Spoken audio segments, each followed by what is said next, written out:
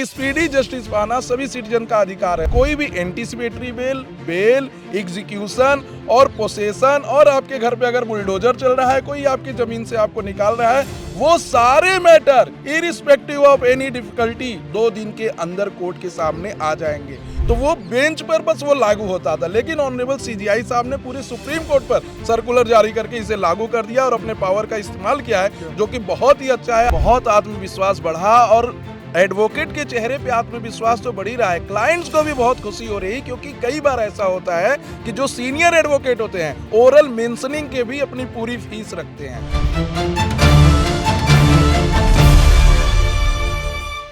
नमस्कार, आप देख रहे हैं वन इंडिया। मैं हूं शुभेंदु गौड़। आज चूँकि हम खड़े हैं सुप्रीम कोर्ट के प्रांगण में, तो एक पुरानी फिल्मी डायलॉग था और बड़ा मशहूर हुआ था। इसलिए हुआ था कि कोर्ट में तारीख पे तारीख दी जाती थी, और जब भी कुछ मसला ऐसा आता था, जब लंबे समय तक न्याय नहीं मिलता था, तो लोग कहते थे, उस अदाकार को याद करते थे और कहते थे फिर मिल गई तारीख पे तारीख। लेकिन सीजीआई सूर्यकांत ने एक ऐसा नया सर्कुलर जारी किया है, 3-4 उसमें कुछ बिंदु हैं, उससे माना जा रहा है कि इस सिस्टम से निजात मिलेगी और कई मुद्दों पे बात करेंगे। हमारे साथ हैं सुप्रीम कोर्ट के वरिष्ठ वकील विशाल सिंह जी। विशाल सिंह जी, स्वागत है आपका। मैम सुनीता जी, पूरा नाम आपका, आप भी हैं, बड़े मुखर रहे हैं हर मुद्दे पर। तो सबसे पहले आपके पास आएंगे सर, इस चीज़ को एक आम आदमी कैसे समझे? देखिए, सबसे पहले तो मैं बता दूं कि स्पीडी ट्रायल जो है आर्टिकल 21 के अंतर्गत सभी सिटीजनशिप का फंडामेंटल राइट है। और हुसैन आरा खातून वर्सेस स्टेट ऑफ बिहार 1979 में ऑनरेबल सुप्रीम कोर्ट ने कहा था कि कोई भी मुकदमा जल्द से जल्द खत्म करना चाहिए, क्योंकि जस्टिस डिलेड जस्टिस डिनाइड। उसी पे अमल करते हुए ऑनरेबल सीजीआई साहब ने एक ऐसे 4 सर्कुलर को निकाला है और 1 दिसंबर से इसे प्रभावी कर दिया है, जिससे सभी को तुरंत न्याय मिले। दूसरी चीज़ मैं कहना चाहूँगा कि जब आप देखते हैं कि कोई भी केस आप कोर्ट में जाते हैं, तो कोई भी पार्टी होती है वो एडजर्नमेंट ले लेती है, यानी स्थगन ले लेती है।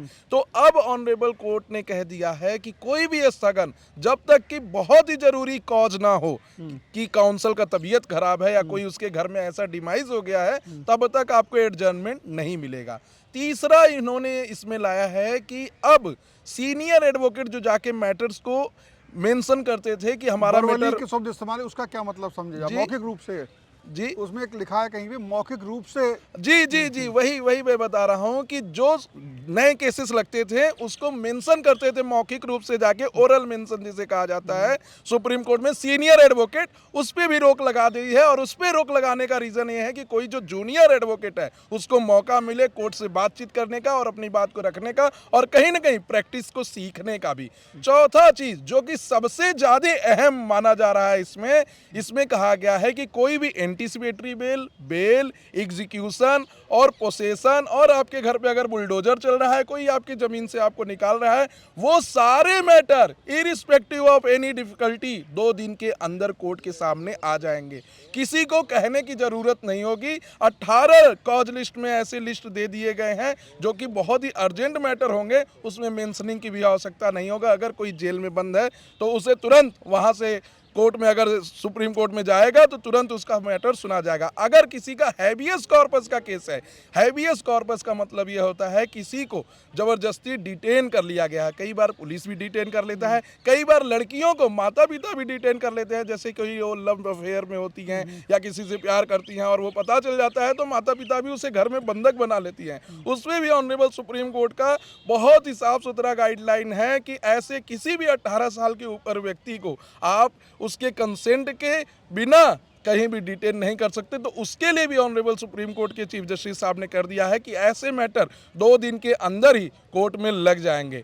और इसमें Motilal Saraf versus union of India 2007 में एक केस डिसाइड हुआ था, कॉन्स्टिट्यूशनल बेंच ने डिसाइड किया था। उसमें भी ये हेल्ड किया गया था कि स्पीडी जस्टिस पाना सभी सिटीजन का अधिकार है। तो कहीं ना कहीं जो मुद्दे बहुत पहले से लंबित चले आ रहे हैं और जो मुद्दे अभी आ रहे हैं जिसमें कि सुनवाई नहीं हो पा रही है, उसको मानते हुए ऑनरेबल सुप्रीम कोर्ट ने ये चारों गाइडलाइन दी हैं और चारों गाइडलाइन को मानने के लिए सभी कोर्टों के ऊपर बाध्यकारी कर दिया है। सभी कोर्टों का मतलब ये है कि सुप्रीम कोर्ट के ही जो कोर्ट्स हैं, जी। ये उसकी बात हो रही है। यानी कि फिर इससे कहीं ना कहीं लोअर कोर्ट और हाई कोर्ट का भी कहीं ना कहीं यही एक लागू जैसा लगता है कि होगा। ये देखिए, ऑनरेबल सुप्रीम कोर्ट अपने आप में आर्टिकल 129 के अंदर कोर्ट ऑफ रिकॉर्ड है, और यहाँ आर्टिकल 142 और 143 के अंदर इसके प्रेसिडेंट को नीचे की सभी कोर्टों में माना जाता है। हालांकि ये चीफ जस्टिस का सर्कुलर है, तो सर्कुलर सिर्फ यहीं तक लागू होगा, और ऑनरेबल हाई कोर्ट्स अपने ऊपर हैं कि वो करें कि ना करें। लेकिन यहाँ भी कई बार ऐसा होता है कि किसी ऑनरेबल बेंच ने अगर कोई डिसीजन दे दिया कि हमारे यहाँ ऑनलाइन मेंशनिंग नहीं होगी, हमारे यहाँ एडजर्नमेंट नहीं होगा, तो वो बेंच पर बस वो लागू होता था। लेकिन ऑनरेबल सीजीआई साहब ने पूरे सुप्रीम कोर्ट पर सर्कुलर जारी करके इसे लागू कर दिया और अपने पावर का इस्तेमाल किया है, जो कि बहुत ही अच्छा है। आज इसकी काफ़ी चर्चा कोर्ट के अंदर भी हो रही थी, और काफ़ी जजेस इसमें अपना कंसेंट जो है अफर्मेटिव दे रहे थे और बहुत ही खुश थे कि ऐसे रिफॉर्म होने चाहिए। बहुत अच्छे से आपने समझाया, लेकिन कुछ चीज़ें जो बताई हैं, जैसे हैवियस कॉर्पस के बारे में बताया या फिर बुलडोजर के बारे में, ये बड़े आम आदमी से ताल्लुक़ रखती हैं चीज़ें। और यहाँ पर जो चीज़ बताई कि सीनियर एडवोकेट ज़रूरी है, वो भी बड़े मुद्दे उठाते, वो अलग बात है। लेकिन कहीं ना कहीं जो कहते हैं न्याय के लिए जंग का सबको बराबर मौके की स्थिति आ गई, क्योंकि ऐसा नहीं है। कई नए एडवोकेट भी बहुत ही मेहनत करते हैं, गहनता से केस को समझते हैं, कानून की गहरी समझ रखते हैं। जैसे आपने देखा कि उन्होंने फ़ौरन किस किस केस में क्या हुआ, उनके नाम सहित, वर्णन सहित उसको बताया। मैम आपके पास भी आऊँगा। कहीं ना कहीं अब जैसे कि मैं मान के चलता हूँ, आप हालांकि बहुत सीनियर, लेकिन मेरे ख्याल से जहाँ बात की जा रही वो एक उस सीनियर की बात की जा रही है जो 70 साल के हो गए हैं और उनके पास में 30-30 साल का अनुभव है। उनका यहाँ पर एक प्रतिष्ठा बन चुकी है, तो वो जब मौखिक रूप से कह देते हैं ये चीज़ ज़रूरी है, और आज शायद कोर्ट ने समझा है कि उससे ज़्यादा ज़रूरी जनता के आम लोगों की आज़ादी, उनके हक, उनको जिस तरीके से आपने बताया गलत तरीके से डिटेन किया जाना, उनके घरों पे बुलडोजर चला दिया जाना, इन सब को ऑटोमेटिक सुनने के लिए और आप जैसे तमाम अब नए लोगों को भी आप लोग भी बात उठा सकते हैं। क्या मैं ऐसे समझूं? ज़रूर, आपने सही समझे, और ये चीज़ होना भी बहुत ज़रूरी था, और इसको स्वागत करते हैं कि बहुत अच्छा डिसीज़न उन्होंने दिए हैं पब्लिक के लिए, एडवोकेट के लिए भी, जो भी एडवाइजरी जारी किए हैं। हमें लगता है आने वाले समय में उसके लिए हमें बहुत ज़्यादा हेल्प मिलेगा और अच्छा भी होगा। स्वागत करते हैं। सर, आप हालांकि सीनियर हो चुके हैं, लेकिन मैं जब आपके केबिन में गया था तो मैंने देखा था कई जूनियर्स भी आपके साथ थे, और आपने बताया कि चर्चा थी। तो जो एक आम एडवोकेट हैं, 5 साल 6 साल, अभी वो देखते हैं कि वो भी न्याय जंग लड़ना चाहते हैं, लेकिन उन्हें किसी के पीछे ही चलना होता है। और आपके साथ भी कई होंगे जिनके पास टैलेंट आप देख रहे होंगे, तो उनके चेहरे पे क्या कॉन्फिडेंस, क्या आत्मविश्वास बढ़ा इस सीजीआई के साथ? जी, बहुत आत्मविश्वास बढ़ा, और एडवोकेट के चेहरे पे आत्मविश्वास तो बढ़ ही रहा है। क्लाइंट्स को भी बहुत खुशी हो रही है, क्योंकि कई बार ऐसा होता है कि जो सीनियर एडवोकेट होते हैं ओरल मेंशनिंग के भी अपनी पूरी फीस रखते हैं। तो एक सीनियर एडवोकेट जिसकी 2-2.5 लाख रुपए फीस है केस लड़ने के लिए, आर्गुमेंट करने के लिए, जब ओरल मेंशनिंग करने थे कि केस लिस्ट हो जाए, उसके लिए भी वो वही फीस रखते थे। तो क्लाइंट्स भी बहुत फोन करके खुश हो रहे हैं कि अब हमें सीनियर की फीस नहीं देनी होगी, अब जो जूनियर जाएगा उसी का फीस देना होगा। तो कहीं ना कहीं एक ही चीज से 2-3 अच्छी चीजें की गई हैं, जिससे कि सभी लोगों में खुशी है, और ऐसा माना जा रहा है कि आने वाला 1 से 1.5 साल बहुत ही अच्छा होगा न्यायालय के लिए। क्योंकि देखिए, अभी बहुत ज्यादा एक चर्चा उठ रही थी कॉलेजियम सिस्टम पे। ऑनरेबल चीफ जस्टिस ने कहा कि हम एनजेएसी को फिर से चुनेंगे। अब एनजेएसी को बता दूं तो नरेंद्र मोदी की सरकार जब शासन में आई तो उसने नेशनल जुडिशियल अपॉइंटमेंट कमीशन, एक कमीशन लेकर आए। उसमें कोर्ट की और पार्लियामेंट के सदस्यों की, दोनों की भागीदारी होती थी।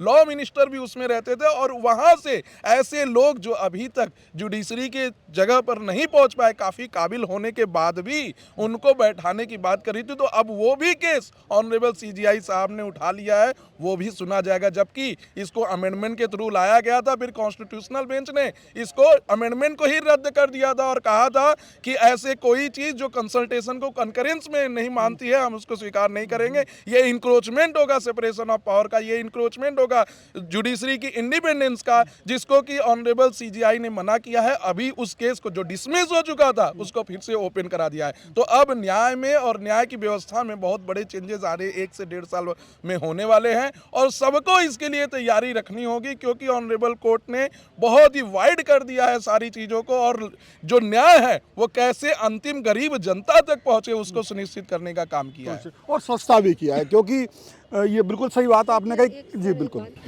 एक्चुअली क्या होता था कि जूनियर को चाहे वो डिस्ट्रिक्ट में, हाई कोर्ट में या सुप्रीम कोर्ट में, सब जगह पे क्या होता है कि जो सीनियर होते हैं वो सब सीनियर तो एक जैसा नहीं बोलेंगे, लेकिन कुछ जो है वो नहीं चाहते कि जो जूनियर है वो बहुत आगे बढ़े। तो ये एक सबके अंदर इसके लिए बहुत ज़्यादा सोचना था और इसके लिए मन उदास भी रहता था कि मैं इतना सालों से 10 साल से प्रैक्टिस किए, लेकिन मुझे जो जगह में जाना चाहिए, जहाँ पे मुझे अचीव होना चाहिए, वहाँ पे मैं नहीं कर पाई। तो ये डिसीज़न बहुत ही अच्छा लगा और कॉलेजियन सिस्टम जो है वो भी इसके साथ आना चाहिए, 100% आना चाहिए। और बहुत सारे एडवोकेट ऐसे भी है जो हमारे देश में इतने सारे जो केसेस पेंडिंग पड़ा हुआ है, तो उसको सुलझाने के लिए हमें लगता है कि जो सीनियर एडवोकेट है, जिसको टैलेंट है, उसको और ज़्यादा इसमें डायरेक्ट आना चाहिए, चाहे उसमें जो भी प्रक्रिया हो करके उनको भी मौका देना चाहिए। Thank you. तो ये चीज़ थी जो समझ पाए। कई बार आप भी अपने कुछ ऐसे केस होते होंगे जहाँ आपको लगता होगा मेरी ज़रूरत नहीं है, एक बात ही उठानी, अपील कर रही है और वो हमारा जूनियर भी कर सकता है, तो उस तरह से कम फीस में न्याय मिल सकता है। और जो बताया कि जो 2 दिन के अंदर में वो ऑटोमेटिक ही कुछ मुद्दे जो हैं बहुत ज़रूरी, जिसमें गिरफ्तारी का मुद्दा है, इलीगल गिरफ्तारी होता है, इलीगल तरीके से बंधक बनाने का, बंधक तो इलीगली बनाया जाता है, मैं उसे इलीगल क्यों कहूँ, बंधक बनाने के मतलब इलीगल हो गया।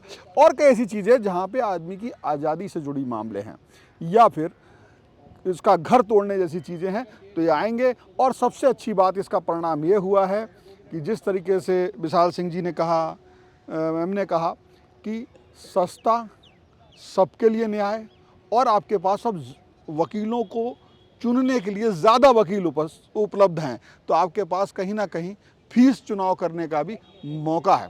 तो इस वीडियो में इतना ही, और ये बहुत शानदार आदेश है सबसे बड़ी अदालत का, और मुझे लगता है कि ये अनुशासन अन्य छोटी अदालतों में भी एक नज़ीर होगा।